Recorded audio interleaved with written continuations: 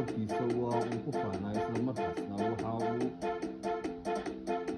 yeelaa mid lagu fiiba garo. Waa hees horay ee u qaaday boqorada codka Xaliimo Khaliif Magool. Heestan magaceeda waxaa la yidhaahdaa Weliye Isu Oomay. Waxaa dib u soo casriyeynaya anigoo ah Maxamed Ibraahim Cali Afrax.